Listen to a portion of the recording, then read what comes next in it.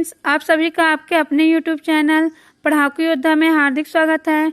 Friends, मैं आप सभी को अपने इस वीडियो में छत्तीसगढ़ के बहुत ही महत्वपूर्ण योजनाओं के बारे में बताने वाली हूं, जिससे एग्जाम में क्वेश्चन पूछा जाता है। ठीक है, और साथ ही आप सभी को इसमें ऐसी योजनाएं भी मिलने वाली है जिसकी अभी अभी घोषणा की गई है हमारे सीएम जी के द्वारा, जो कि आप सभी के लिए बहुत ही इम्पोर्टेंट होगा। तो आप सभी जो है इस वीडियो को लास्ट तक जरूर देखिए। ठीक है फ्रेंड्स, तो चलिए अब मैं वीडियो स्टार्ट करती हूँ। तो सबसे पहला योजना हम देखेंगे आज सूक्ष्म सिंचाई योजना। ठीक है, क्या सूक्ष्म सिंचाई योजना, और इसे क्या नाम दिया गया है? और सौर सूक्ष्म सिंचाई योजना। ठीक है, क्या नाम दिया गया? और सौर सूक्ष्म सिंचाई योजना। और सौर को इंग्लिश में क्या कहते हैं? सोलर कहते हैं। तो देखिए फ्रेंड्स, ये जो योजना है इसका प्रारंभ कब से किया गया है? 2013-14 से। कब से किया गया है? 2013-14 से। ठीक है, और इसका उद्देश्य क्या है? उपलब्ध जल का समुचित उपयोग करना। क्या है उद्देश्य? उपलब्ध जल का समुचित उपयोग करना। और समुचित उपयोग करने का मीनिंग क्या है? इसका सिंपल सा मीनिंग ये है फ्रेंड्स कि हमारे पास जितना भी वाटर है, जितना भी पानी की सुविधा है ना, तो उसके अंतर्गत जितना भी पानी हमारे पास है उसका हम ज्यादा से ज्यादा यूज करें और पानी जो है वेस्ट बहुत ही कम हो। ठीक है, इसी को ही कहते हैं समुचित उपयोग करना। जो पानी हमारे पास है उसका हम ज्यादा से ज्यादा यूज करें और वो वेस्ट ना के बराबर हो, तब हम उसको कहते हैं समुचित उपयोग करना। तो इस योजना का यही उद्देश्य है कि हमारे पास जो जल उपलब्ध है उसका हम समुचित उपयोग करें। अब देखते हैं फ्रेंड्स इसका आगे, है ना, तो इसके अंतर्गत कौन सी व्यवस्था की गई है। तो फ्रेंड्स, ये जो योजना है इसके अंतर्गत समस्त वर्ग के जो लघु और सीमांत किसान है, ठीक है। अब समस्त वर्ग मीन्स क्या? समस्त वर्ग मीन्स ये है friends ST, SC, OBC, general सभी। ठीक है, क्योंकि आप सभी ने अधिकतर योजना पढ़ा होगा जो कि केवल ST के लिए है या फिर केवल ST, SC के लिए है। ठीक है, लेकिन ये जो योजना है वो समस्त वर्ग के लघु सीमांत किसान, मतलब पहला पॉइंट यही कहता है कि इसके अंतर्गत समस्त वर्ग के जो लघु और सीमांत किसान है ना, उनको स्प्रिंकलर पर 70% अनुदान दिया जा रहा है। अब अनुदान मतलब क्या होता है? छूट। ठीक है, क्या छूट होता है? ठीक है, तो इसके अंतर्गत समस्त वर्ग के जो लघु सीमांत किसान होते हैं उनको स्प्रिंकलर पर 70% अनुदान दिया जाता है। ठीक है फ्रेंड्स, और स्प्रिंकलर क्या होता है आप सभी स्क्रीन पर देखिए। आप सभी देख रहे होंगे कि पानी जो है वो किस प्रकार से दिखाई दे रहा है, जैसे कि बरसात से पानी जो गिरता है फसलों पर, ऐसा कुछ दिखाई दे रहा है। तो स्प्रिंकलर क्या है फ्रेंड्स? ये सिंचाई की एक पद्धति है। क्या है? सिंचाई का एक सिस्टम है जिसके अंतर्गत जो पानी है वो फसलों पर बरसात में जैसे बौछार के रूप में पड़ता है, वैसे ही इस पद्धति के द्वारा बौछार के रूप में जो पानी है वो फसलों पर डाला जाता है। ठीक है, इस प्रकार से ये क्या है फ्रेंड्स? ये सिंचाई की एक पद्धति है, मीन्स सिंचाई का एक सिस्टम है। ठीक है, तो आप सभी को समझ में आ गया होगा कि स्प्रिंकलर क्या है। तो यही जो स्प्रिंकलर है ना, इस पर 70% का अनुदान दिया जा रहा है। अब देखिए लघु और सीमांत किसान बोली में, है ना, तो लघु और सीमांत किसान क्या होते हैं? अगर आपने कभी कृषि पढ़ा होगा तो आपको पता होगा कि जो किसान है उनको उनके कृषि जोत के आकार के आधार पर, किस आधार पर? उनके कृषि जोत के आकार के आधार पर 3-4 जो पार्ट्स उसमें डिवाइड किया गया, जैसा कि सीमांत किसान। ठीक है, तो सीमांत किसान किन्हें कहते हैं? जिनके जोत का आकार मीन्स कृषि जोत का आकार जो है वो 0.5 to 1 हेक्टेयर होता है। कितना होता है? 0.5 to 1 हेक्टेयर मीन्स 0.5 से 1 हेक्टेयर जिनके कृषि जोत का आकार होता है उसे सीमांत किसान कहते हैं। अब लघु किसान किसे कहते हैं? जिनके कृषि जोत का आकार जो है वो 1 से 2 हेक्टेयर होता है। कितना होता है? 1 से 2 हेक्टेयर। ठीक है, इसी प्रकार से अर्ध मध्यम किसान भी होते हैं। ठीक है, जिनके कृषि जोत का आकार होता है 2 से 4 हेक्टेयर। कितना होता है? 2 से 4 हेक्टेयर। इसी प्रकार से मध्यम किसान होते हैं, है ना, जिनका जोत का आकार कितना होता है? 4 से 10 हेक्टेयर होता है। कितना होता है? 4 से 10 हेक्टेयर। इसके बाद वृहद आते हैं। ठीक है, क्या? वृहद मीन्स लार्ज वाले, है ना, तो इनका कितना होता है फ्रेंड? जोत का आकार 10 हेक्टेयर से ज्यादा होता है। कितना होता है? 10 हेक्टेयर से ज्यादा। तो इस प्रकार से ये जो किसान है इनको डिवाइड किया गया है इनके कृषि जोत के आधार पर। ठीक है, मीन्स जो कृषि जोत है इनका उनके आधार पर। ठीक है फ्रेंड्स, और आप सभी को एक बात और बता देती हूँ मैं कि छत्तीसगढ़ में जितने भी किसान है उसमें से 76%, देखिए कितना ज्यादा, मीन्स टोटल जो 100% किसान है छत्तीसगढ़ में उसके 76% जो किसान है वो लघु और सीमांत किसान की श्रेणी में आते हैं। कौन सी श्रेणी में आते हैं? लघु और सीमांत किसान की श्रेणी में आते हैं। तो आप सभी को ये बात याद रखना है। और ये क्वेश्चन एग्जाम में पूछा भी जा चुका है कि कितने % जो कृषक है छत्तीसगढ़ में, है ना, कितने % कृषक छत्तीसगढ़ में लघु और सीमांत किसान की श्रेणी में आते हैं, मीन्स कृषक की श्रेणी में आते हैं। तो कितने %? 76%। कितना? 76%। और आप सभी इसको याद रखिएगा। ठीक है फ्रेंड्स, तो हम किसके बारे में पढ़ रहे हैं? अभी सबसे पहला क्या था? लघु और सीमांत किसानों के बारे में, जिनके जोत का आकार जो है वो 0.5 to 1 हेक्टेयर सीमांत वाले का और लघु वाले का 1 to 2 हेक्टेयर होता है। ठीक है, तो यही जो सीमांत किसान होते हैं, लघु और सीमांत किसान, इनको स्प्रिंकलर पर 70% अनुदान दिया जाता है। पहला वाला पॉइंट यही कहता है। और ये जो 70% है, इसमें केंद्र जो है वो कितना प्रतिशत योगदान दे रहा है, डायरेक्टली पूछा जाएगा। ठीक है, ये सभी बातें बहुत ही इंपॉर्टेंट है। 33% दिया जाता है। केंद्र के द्वारा कितना दिया जा रहा है इसमें? मीन्स जो 70% टोटल अनुदान किसान को प्राप्त हो रहा है, तो उसमें से जो 33% है वो केंद्र के द्वारा दिया जा रहा है, मीन्स सेंटर के द्वारा, है ना, जो सेंट्रल गवर्नमेंट है उनके द्वारा। और जो राज्य सरकार है उनके द्वारा कितना दिया जा रहा है? 37%। कितना? 37%, मीन्स 37%। ठीक है फ्रेंड्स, आप सभी को ये याद रखना है। एक का याद रखिए, केंद्र का कितना? 33%। ठीक है, उसके बाद राज्य का कितना? 37%। अब देखिए दूसरा पॉइंट है ना, दूसरा पॉइंट बोलता है कि अन्य वर्ग के जो कृषक हैं, अन्य वर्ग के जो कृषक हैं उनको 50% अनुदान दिया जा रहा है। अब अन्य वर्ग मीन्स क्या? अन्य वर्ग मीन्स फ्रेंड्स यहाँ पर लघु और सीमांत जैसे कृषक थे तो उनको ज्यादा छूट दिया जा रहा है। ठीक है, अभी मैं आप सभी को जो कृषक है उनको जोत के आकार पर, मीन्स उनका जो कृषि जोत है उसके आधार पर कितने भागों में डिवाइड किया गया, मीन्स कितने प्रकार से डिवाइड किया गया, अभी बताइए ना, 5 प्रकार से। तो ये जो लघु और सीमांत किसान है इनको छोड़कर जो बचे हुए किसान है, ठीक है, क्या?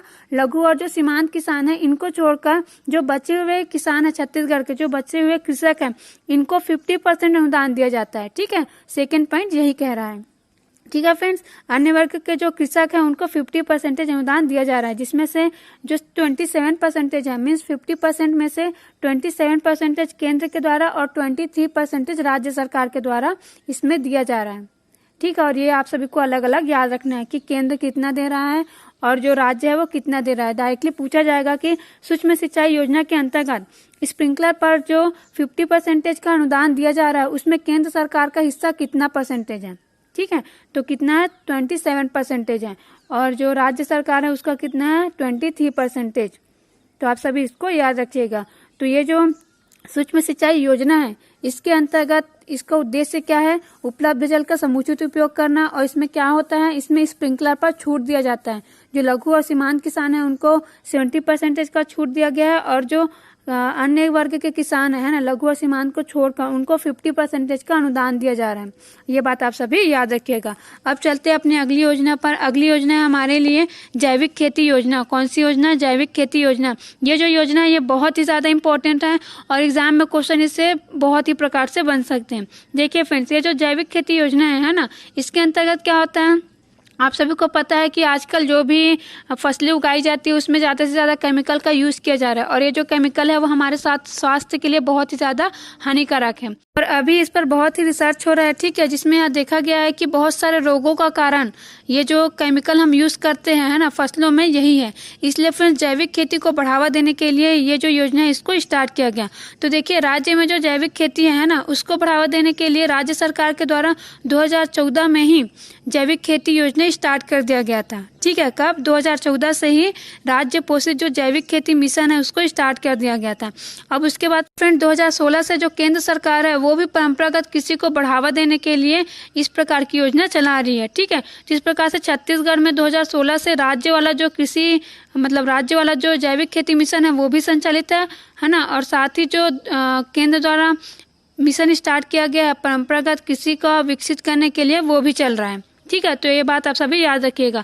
अगर जैविक खेती मिशन कब शुरू हुआ, अगर ऐसा क्वेश्चन पूछा जाता है तो आपको 2014 ही लगाना है ना, क्योंकि जो जैविक खेती योजना है उसे राज्य सरकार पहले ही स्टार्ट कर चुकी थी 2014 में। अब देखते हैं आगे। तो फ्रेंड्स इसके तहत ये जो जैविक खेती योजना है ना, इसके तहत छत्तीसगढ़ में जो 5 जिले हैं उसको पूर्णतः जैविक जिला बनाया जा चुका है। देखिए फ्रेंड्स, ये जो जिले हैं इनके नाम आपको अच्छे से याद रखना है। दंतेवाड़ा, सुकमा, बीजापुर, नारायणपुर, गरियाबंद। ठीक है, डायरेक्टली क्वेश्चन एग्जाम में पूछा जा चुका है कि छत्तीसगढ़ में कितने जैविक जिले, मीन्स पूर्णतः जैविक जिलों की संख्या कितनी है, तो 5 है। ठीक है, तो 5 को भी याद रखना है और इनके जिलों का नाम भी याद रखना है। अब आगे क्वेश्चन पूछा जा सकता है कि इनमें से कौन सा जैविक जिला नहीं है, मीन्स पूर्णतः जैविक जिला नहीं है। ठीक है, इसलिए आप सभी को इन 5 जिलों का नाम याद रखना है। दंतेवाड़ा, सुकमा, नारायणपुर, बीजापुर और गरियाबंद। अब देखिए फिर इसके अंतर्गत अभी एक और लक्ष्य जोड़ा गया है कि जो शेष 22 जिले बचे हैं, है ना। अब देखिए उस समय क्या था, अभी बना है। ये जो 28वां वाला जिला है गोरेला पेंड्रा मरवाही, वो तो अभी 2020 में बना है। लेकिन जो 2019-20 का अगर हम इकोनॉमिक सर्वे देखें, ठीक है, तो उसमें फ्रेंड्स जो 27 जिले हैं उसके अकॉर्डिंग ही काउंटिंग की गई है। ठीक है, तो उसमें बोला गया है कि 5 जिले जो पूर्णतः जैविक जिले हो चुके हैं, उसके बाद जो शेष 22 जिलों के एक एक विकास खंड है उसको पूर्णतः जैविक जिला बनाया जाएगा। ठीक है, क्या बोला गया है, 5 जिले जो पूर्णतः जैविक जिले हो चुके हैं उनको छोड़कर जो 22 और मीन्स 22 जो और जिले डिस्ट्रिक्ट बचे हैं हमारे पास, उनके एक एक विकास खंड को पूर्णतः जैविक बनाया जाएगा और ये कार्य चल रहा है। ठीक है फ्रेंड्स, तो इतनी बातें आप सभी को याद रखना और ये मोस्ट इम्पोर्टेंट है और इससे क्वेश्चन एग्जाम में पूछा भी जा चुका है। अब आगे देखते हैं फ्रेंड्स अगली योजना, प्रधानमंत्री फसल बीमा योजना। ठीक है, ये जो योजना है फ्रेंड्स ये केंद्र के द्वारा संचालित योजना है और इससे यही क्वेश्चन बार बार पूछा जाता है कि ये कब से स्टार्ट हुआ है। ठीक है, तो ये खरीफ वर्ष 2016 से स्टार्ट हुआ है। कब से स्टार्ट हुआ है, खरीफ वर्ष 2016 से। इसका सन जो है वो बार बार एग्जाम में पूछा जा चुका है, तो आप सभी इसका सन याद रखिएगा। अब इसमें क्या होता है फ्रेंड्स, जैसा कि ये एक बीमा योजना है तो इसमें फसलों का बीमा कराया जाता है। क्योंकि क्या होता है, फसल जो है वो कभी कभी बर्बाद हो जाता है। जैसे अगर हम धान की फसल को लेते हैं तो इसके लिए पानी की ज्यादा आवश्यकता होती है, तो कई बार क्या होता है पानी गिरता ही नहीं है। ठीक है, बारिश नहीं होती है टाइम पर, और कभी कभी बारिश होता है तो बहुत ही ज्यादा बारिश हो जाता है, जिसकी वजह से भी फसल बर्बाद हो जाता है। और हो सकता है फसल की कटाई के समय भी बहुत ही ज्यादा बारिश हो जाए, तो बहुत ही ज्यादा बारिश होने की वजह से फसल कटने के बावजूद भी क्या हो जाता है, बर्बाद हो जाता है। तो इन सभी जो आपदाएं आती हैं, है ना, जिससे किसान की फसल जो है वो बर्बाद हो जाता है। तो कई किसान क्या करते हैं, इससे आत्महत्या कर लेते हैं परेशान होकर। तो इन सभी चीजों से बचाने के लिए, ठीक है, मीन्स किसानों को कुछ राहत देने के लिए ही इस योजना को स्टार्ट किया गया है, जिससे अगर उनकी फसल बर्बाद भी हो जाता है तो उन्होंने जितनी मेहनत की है कम से कम उतना उनको मिल जाए। ठीक है फ्रेंड्स, तो इस प्रकार ये प्रधानमंत्री फसल बीमा योजना जो है वो 2016 से किसानों के हित के लिए इसे स्टार्ट किया गया है। अब आगे देखते हैं फ्रेंड्स अगली योजना है फ्रेंड्स इंदिरा वन मितान योजना। कौन सी योजना, इंदिरा वन मितान योजना। अभी फ्रेंड्स ये जो योजना है ये स्टार्ट नहीं हुआ है, इसकी सिर्फ घोषणा की गई है हमारे जो मुख्यमंत्री हैं भूपेश बघेल जी, उनके द्वारा। कब की गई है, 9 अगस्त 2020 को की गई है। कब की गई है, 9 अगस्त 2020 को। ठीक है, और ये कब की गई इसकी घोषणा, विश्व आदिवासी दिवस पर की गई है। किसके दिवस पर, विश्व आदिवासी दिवस। 9 अगस्त को विश्व आदिवासी दिवस था, उसी दिन इसकी घोषणा की गई है इंदिरा वन मितान योजना की। तो फ्रेंड्स इसके अंतर्गत क्या होगा, इसका एक ही उद्देश्य है फ्रेंड्स कि जो वन एरिया पड़ता है छत्तीसगढ़ में, है ना, वहाँ के जो लोग रहते हैं उनका विकास करना। ठीक है, उनको व्यक्तिगत रूप से रोजगार उपलब्ध कराना, उनको स्वरोजगार देकर उनके जीवन को में खुशहाली लाना, क्या है इस योजना का उद्देश्य है। ठीक है, मीन्स इसके अंतर्गत जो भी वनांचल में रहने वाले लोग हैं उन लोगों को स्वावलंबी बनाने के लिए, उनको आत्मनिर्भर बनाने के लिए इस योजना को स्टार्ट किया गया है। इसके अंतर्गत जो मुख्यमंत्री जी है, ठीक है, उन्होंने कहा है कि कम से कम वनांचल के 19 लाख परिवारों को जोड़ा जाएगा। कितने, 19 लाख परिवारों को जोड़े जाने का लक्ष्य है इसमें। और इसके अंतर्गत क्या होगा, फिर जो वनांचल के 10,000 गाँव होंगे, ठीक है, वहाँ समूह बनाया जाएगा जो लोग होंगे वहाँ के। ठीक है, इसमें अधिकतर युवकों को शामिल किया जाएगा और ये जो समूह बनाया जाएगा 10,000 गाँव में, वो उसमें 10 से 12 लोग होंगे। ठीक है, और इन लोग को क्या काम दिया जाएगा फ्रेंड्स, इनका काम होगा, मीन्स ये जो समूह बनाया जाएगा इनका क्या काम होगा, जो भी वनोपज रहता है उसकी खरीदी। वनोपज मीन्स जैसे कि महुआ हो गया, है ना, लाख हो गया, ये सब क्या है, ये सब वनोपज है, तो इनकी खरीदी करना। ठीक है, इनको प्रोसेसिंग करना मीन्स प्रसंस्करण करना। प्रोसेसिंग करना मीन्स क्या होता है फ्रेंड्स, जैसे कि आप सभी ने सुना होगा जैम। ठीक है, तो जैम क्या होता है फ्रेंड्स, जैसे कि इसमें जो भी टमाटर वगैरह का यूज करके उसको कुछ और स्पेशल बनाया जाता है। ठीक है, तो इसी प्रकार से ये क्या कहलाता है, प्रोसेसिंग करना कहलाता है। मीन्स किसी भी चीज का यूज करके हम उसका कुछ एडवांस बनाते हैं तो उसी को हम कहते हैं प्रोसेसिंग करना। तो ये जो वनोपज है, ठीक है, इसकी खरीदी करना, इसको प्रोसेसिंग करना, इसकी मार्केटिंग करना, इन सभी की व्यवस्था जो है इन समूहों के माध्यम से की जाएगी। ठीक है, इसके साथ ही अगर आप सभी को पता होगा तो हमारे राज्य में आदिवासी विकास खंड कितने हैं, 85 है। ठीक है, कितने हैं, 85 है। तो इन सभी जो आदिवासी विकास खंड है फ्रेंड्स, है ना, इनमें क्या किया जाएगा, इनमें जो है वो एक एक वनोपज प्रोसेसिंग यूनिट स्थापित की जाएगी, मीन्स वनोपज प्रसंस्करण केंद्र स्थापित किया जाएगा। ऐसा भी जो सीएम भूपेश बघेल जी हैं उन्होंने घोषणा किया है। ठीक है, तो इतनी बात आप सभी को याद रखना है कि ये जो इंदिरा वन मितान योजना है इसकी घोषणा कब की गई है, 9 अगस्त 2020 को की गई है। ठीक है। और ये योजना किससे संबंधित है? जो वनांचल में रहने वाले लोग हैं उनको आत्मनिर्भर बनाने और उनको स्वावलंबी बनाने से ये संबंधित है, ठीक है। और इसके अंतर्गत कम से कम 19 लाख परिवारों को जोड़े जाने का लक्ष्य है। और जो 10,000 गांव होंगे है ना, वहां से समूह में कुछ लोगों को नियुक्त किया जाएगा, कम से कम 10 से 15 सदस्यों को। उनके द्वारा जो वनोपज है ना, उसकी खरीदी, उसका प्रसंस्करण मीन्स प्रोसेसिंग और मार्केटिंग की व्यवस्था की जाएगी, ठीक है। तो आप सभी इतनी बातें याद रखिएगा। अब देखते हैं अगली योजना। अगली योजना सूरज धारा योजना, और ये योजना फ्रेंड्स एग्जाम में पूछा जा चुका है, ठीक है। ये कौन सी योजना है? ये योजना है बीज अदली बदली से ये रिलेटेड है, ठीक है। किससे रिलेटेड? बीजों की अदली बदली से रिलेटेड है, ठीक है। इसमें क्या होता है फ्रेंड्स, जो कृषक है, ठीक है, उनको अलाभकारी जो फसल होते हैं उसके बीज के बदले लाभकारी फसल दिया जाता है। और कितने तक दिया जाता है? 1 हेक्टेयर तक। मीन्स आपके पास कितना भी जमीन हो, मीन्स अगर कृषक है उसके पास हो सकता है 2 से 3 हेक्टेयर जमीन हो, लेकिन उनको केवल 1 हेक्टेयर तक ही उनकी जो फसल होगा, मीन्स उनके पास जो बीज होगा किसी भी फसल का जो कि अलाभकारी होगा। अब अलाभकारी मीन्स क्या फ्रेंड्स? कई बार क्या होता है, किसान अगर फसल मतलब बोते हैं, ठीक है, तो उस फसल में क्या हो जाता है, कीड़े लग जाते हैं, ठीक है। क्या हो जाता है, कीड़े लग जाते हैं, इससे फसल जो है वो खराब हो जाता है। लेकिन किसान क्या करते हैं, उसी में से कुछ बीज जो है वो बचा कर रख लेते हैं अगले साल बुआई करने के लिए। तो ऐसा हो सकता है कि अगले साल अगर उसी फसल को उन लोग फिर से बोए, मीन्स उसी बीज का यूज करके फसल को बोते हैं, तो फसल फिर से बर्बाद होने की संभावना होती है, मीन्स उसमें फिर से कीड़े लग सकते हैं। तो सरकार जो है वो क्या कर रही है, इन किसानों को लगभग 1 हेक्टेयर तक अगर इनके पास ऐसे बीज है अलाभकारी, ठीक है, तो उनको इन अलाभकारी बीज के बदले कुछ लाभकारी बीज दिया जाएगा। अब लाभकारी बीज मीन्स फ्रेंड्स आप सभी को पता होगा कि अभी जगह जगह जो कृषि केंद्र है वो खोला जाता है, ठीक है, और वहां पर जो बीज वगैरह है, ठीक है, उसमें रिसर्च करके उन्हें कुछ एडवांस फॉर्म लाया जाता है, हाइब्रिड बीज बनाया जाता है। तो इस प्रकार के बीज, लाभकारी बीज जो है वो किसानों को प्रदान किया जाएगा उनके अलाभकारी बीज के बदले, जिससे उनकी फसल जो है अच्छे से हो और वो ज्यादा से ज्यादा उत्पादन कर सके, ठीक है। तो ये किससे रिलेटेड है फ्रेंड्स? ये जो योजना है सूरज धारा योजना, ये बीज अदला बदली से रिलेटेड है, ठीक है। और डायरेक्टली फ्रेंड्स क्वेश्चन पूछा भी जा चुका है कि सूरज धारा योजना जो है वो किससे संबंधित है। ये CGPSC में पूछा गया क्वेश्चन है, ठीक है। तो ये बीज अदला बदली से संबंधित है, आप सभी याद रखिएगा। और अगर पूछा जाए कि कितने तक दिया जाता है, तो सिर्फ 1 हेक्टेयर तक, ठीक है।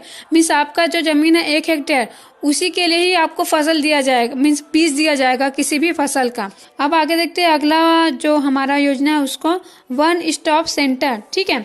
कौन सा सेंटर? वन स्टॉप सेंटर, इसका नाम है सखी। तो फ्रेंड्स ये जो वन स्टॉप सेंटर वाला जो योजना है, इसमें क्या है फ्रेंड्स, इसके अंतर्गत जो भी हिंसा से प्रभावित या पीड़ित महिलाएं हैं उनको सलाह देने के लिए, मार्गदर्शन देने के लिए, उनको संरक्षण देने के लिए, ठीक है, जो भी उनके साथ अगर कुछ भी गलत हुआ है तो उसकी विधिक कार्यवाही होती 16 जुलाई 2015 को रायपुर में सखी की स्थापना की गई थी, ठीक है। ये वन स्टॉप सेंटर है, यहाँ पर जो भी महिला पीड़ित है उसको हर प्रकार की सुविधा दी जाएगी। कब किया गया था? 16 जुलाई 2015 को। तो आप सभी को इसमें ये बात याद रखना है कि सबसे पहला जो सखी सेंटर है, वन स्टॉप सेंटर सखी, ये कहाँ खोला गया था? तो ये रायपुर में खोला गया था 2015 को, ठीक है, 16 जुलाई 2015 को। और मार्च 2017 से प्रदेश के सभी जिलों में इसका संचालन किया जा रहा है। कब से किया जा रहा है? मार्च 2017 से, ठीक है फ्रेंड्स। तो ये रायपुर वाली बात आप सभी याद रखिएगा। अब आगे देखते हैं अगला हमारा योजना मुख्यमंत्री युवा स्वरोजगार योजना। कौन सी योजना? मुख्यमंत्री युवा स्वरोजगार योजना। तो फ्रेंड्स ये जो योजना है ये भी बहुत ही इंपॉर्टेंट है, ठीक है। इसको कब स्टार्ट किया गया है? इसको 1 अगस्त 2019 से स्टार्ट किया गया। कब से स्टार्ट किया गया है? 1 अगस्त 2019 से, ठीक है। अब देखिए इसका उद्देश्य क्या है, जैसा कि नाम ही क्या है, युवा स्वरोजगार योजना, ठीक है। तो इसको जो युवाएं है फ्रेंड्स है ना, मीन्स जो भी युवा है हमारे छत्तीसगढ़ राज्य के, उनको स्वरोजगार उपलब्ध कराने के लिए, उनको स्वावलंबी बनाने के लिए इस योजना को स्टार्ट किया गया है। अब इसके अंतर्गत क्या किया जाएगा फ्रेंड्स? इसके अंतर्गत जो भी युवा है, ठीक है, अगर वो कोई रोजगार ओपन करना चाहता है, कुछ रोजगार करना चाहता है, तो उसमें उसको जो भी रोजगार वो ओपन कर रहा है उसमें सहायता दिया जाएगा, मीन्स वित्तीय सहायता दिया जाता है इसके अंतर्गत, ठीक है। देखिए इसके लिए क्या योग्यता होगी? इसके लिए योग्यता फ्रेंड्स जो आयु है, ठीक है, किसी भी युवा की जो भी स्वरोजगार करना चाहता है तो उसकी आयु कितनी होनी चाहिए? 18 से अधिक होना चाहिए। कितना होना चाहिए? 18 से अधिक, ठीक है। और इसकी शैक्षणिक योग्यता कितनी होनी चाहिए? 8वीं पास होना चाहिए। कितना होना चाहिए? 8वीं पास होना चाहिए।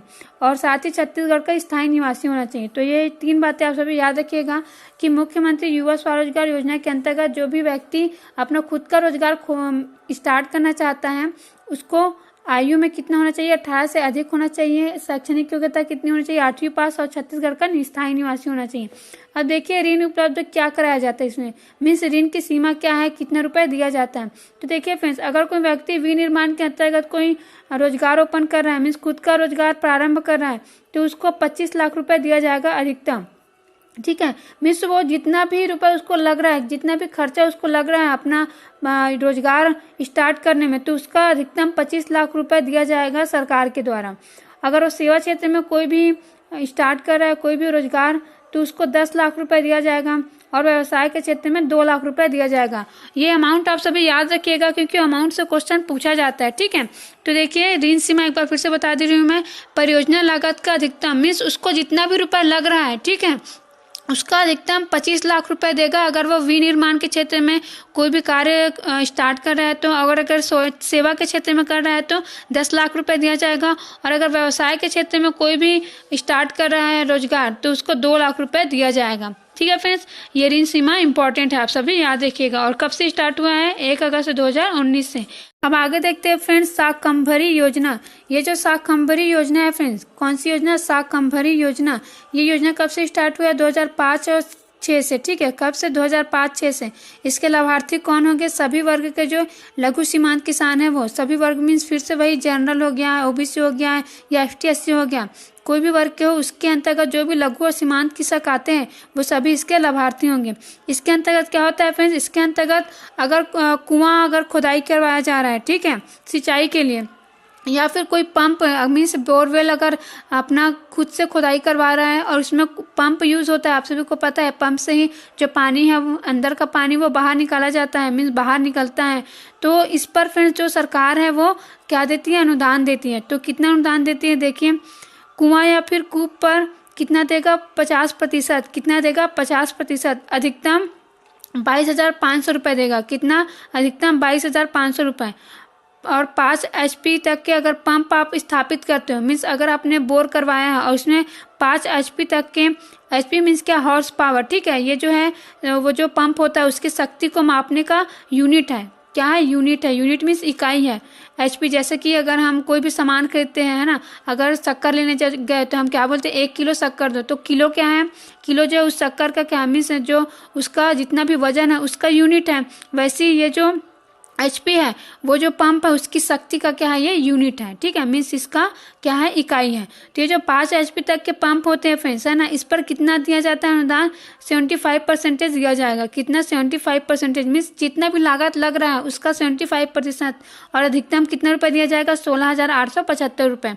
कितने रुपए दिया जाएगा, 16,875 रुपये। ठीक है, तो फिर इसका उद्देश्य मेनली क्या है, सिंचाई स्रोतों से, मीन्स जो भी निजी सिंचाई स्रोत है उनका अपना, ठीक है, उससे सिंचाई क्षमता में वृद्धि करना। तो भी आपके पास सिंचाई संसाधन उपलब्ध है, ठीक है, जैसे कि कुआं हो गया, है ना, कुएं का खुदाई करवाना है कहीं पर सिंचाई के लिए, या फिर आपने खुद का ही क्या किया, बोर करवा लिया उस सिंचाई के लिए, तो उसमें जो भी पंप आप स्थापित करोगे। तो इस प्रकार ये जो सिंचाई संसाधन है या फिर जो सिंचाई स्रोत है, इनके माध्यम से सिंचाई क्षमता में वृद्धि करने के लिए इस योजना को स्टार्ट किया गया है। ठीक है, शाकंभरी योजना, आप सभी इसको याद रखिएगा। अब आगे देखते हैं किसान समृद्धि योजना। कौन सी योजना, किसान समृद्धि योजना। तो फ्रेंड्स ये भी नलकूप से रिलेटेड है। किससे रिलेटेड है, नलकूप से। ठीक है, मीन्स नलकूप मीन्स क्या, वही बोर। ठीक है, बोर वगैरह।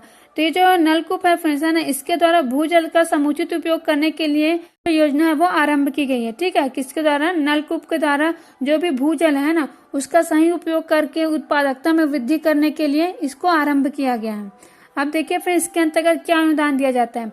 फ्रेंड्स आप सभी के लिए ये जो अनुदान दिया जाता है ना, यही इंपॉर्टेंट है। ठीक है, और ये किससे संबंधित है, ये इंपॉर्टेंट है। जैसे कि अब इसका नाम तो किसान समृद्धि योजना है ना, तो ये तो बहुत ही ईजी हो गया कि ये कृषि से संबंधित योजना है। तो अब आगे आपको क्या पूछ सकता है कि ये नलकूप से रिलेटेड है ना, या फिर कुछ और ऐसा करके ऑप्शन आपको दिया रहेगा। स्प्रिंकलर करके दे देगा, जैसे कि हमने पीछे देखा है कि योजना, ठीक है, उसमें क्या था, वो इसकी स्प्रिंकलर से संबंधित था। तो कौन सी योजना थी, सूक्ष्म सिंचाई योजना। कौन सी योजना, सूक्ष्म सिंचाई योजना। ठीक है, जो कि स्प्रिंकलर पर आधारित था।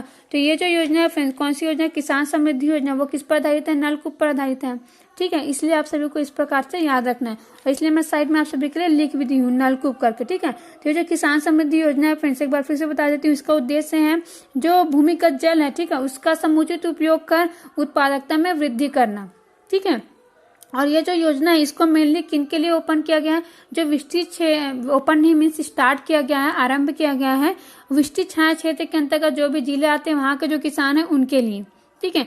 अब देखिए विस्तृत छाया क्षेत्र मीन्स क्या होता है आप सभी को पता होगा वैसे, लेकिन मैं एक बार और बता देती हूँ कि कोई भी एरिया, ठीक है, जहां पर बरसात के दिनों में भी ज्यादा बारिश नहीं हो जाता है, पहाड़ी वाला इलाका पड़ जाता है, मीन्स अगर मानसून आता है तो पहाड़ से टकरा करके वापस हो जाता है, ठीक है। वहां पर बारिश होती है लेकिन बहुत ही कम बारिश होती है। जैसे कि हमारे राज्य में मैकल पर्वत श्रेणी कहाँ से कहाँ पड़ता है, राजनांदगांव है ना, कवर्धा, मुंगेली, बिलासपुर करके। तो ये जो राजनांदगांव, कवर्धा, मुंगेली, बिलासपुर है, ठीक है, ये किसके अंतर्गत आते हैं, विस्तृत छाया क्षेत्र के अंतर्गत आते हैं। और खासकर कवर्धा आता है। कवर्धा क्यों आता है, क्योंकि यहीं पर ही जो मैकल पर्वत श्रेणी है, ठीक है, उसकी सबसे ऊंची चोटी स्थित है, ठीक है।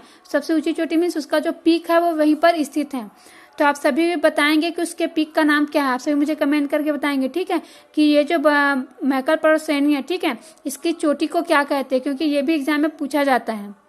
तो आप सभी का आज का ये काम है, आप सभी मुझे कमेंट करके बताएंगे कि ये जो कवर्धा में पड़ता है कौन सा पड़ता है, मैकल पर्वत श्रेणी का सबसे ऊंची चोटी है ना, हाईएस्ट पीक जो पड़ता है उसका क्या नाम है और उसकी हाइट कितनी है, ठीक है फ्रेंड्स। तो ये जो क्षेत्र है फ्रेंड जहाँ पर पर्वत वगैरह पड़ जाते हैं और वहां पर ज्यादा बारिश नहीं हो पाती है, तो यही क्या कहलाता है, विस्तृत छाया क्षेत्र कहलाता है, ठीक है। तो ये जो योजना है ये विस्तृत छाया क्षेत्र के लिए स्टार्ट किया गया है। अब आगे देखते हैं इसमें अनुदान कितना दिया जाता है। तो फिर इसमें जो सामान्य वर्ग के जो किसान होंगे उसको 30,000 रुपए दिया जाएगा अनुदान में, ठीक है। ओबीसी जो है उनको 35,000 रुपए दिया जाएगा और एसटी एससी के जो किसान है उनको 43,000 रुपए दिया जाएगा। एक बार फिर से सुनिए, जो सामान्य वर्ग के हैं उनको 25,000 रुपए दिया जाएगा, ओबीसी को उससे ज्यादा, कितना ज्यादा, 10,000 रुपए ज्यादा, 35,000 रुपए दिया जाएगा, और जो एसटी एससी है उनको 43,000 मीन्स 43,000 रुपए दिया जाएगा, ठीक है। तो मैं उम्मीद करती हूँ आप सभी को आज मैं जितनी भी योजना बताई हूँ वो अच्छे से समझ में आ गया होगा। और फ्रेंड्स अगर आपको थोड़ा सा भी डाउट हो, ठीक है, कोई भी अगर आपको डाउट हो, अगर आपको लगता है कि मैं कोई बात आपको बताने के लिए छोड़ दी हूँ तो आप बेशक मुझे कमेंट कर सकते हैं। मैं आप सभी को अपने अगले वीडियो में इससे रिलेटेड जो भी बातें हैं, जो भी छूटा हुआ आपको लग रहा होगा तो उसको मैं अच्छे से बताने की कोशिश करूंगी, ठीक है। और अगर जो बातें आपको कमेंट में ही आंसर देने के लायक होगा तो अगर आप क्वेश्चन कमेंट में करेंगे तो मैं कमेंट बॉक्स में ही आपको आंसर दे दूंगी। तो बेशक आप सभी मुझे कमेंट करिएगा, और अगर आपको वीडियो अच्छा लगा है तब भी कमेंट करिएगा, क्योंकि फ्रेंड्स आपके कमेंट्स ही हमें बताते हैं कि आप लोगों को वीडियो समझ में आ रहा है कि नहीं आ रहा है, ठीक है। क्योंकि मैं तो यहाँ पर वीडियो अपलोड कर देती हूँ, हम डायरेक्टली तो कन्वर्सेशन नहीं करते हैं, इसलिए पता नहीं चल पाता है कि कितने बच्चों को अच्छे से समझ में आ रहा है, कितने को नहीं।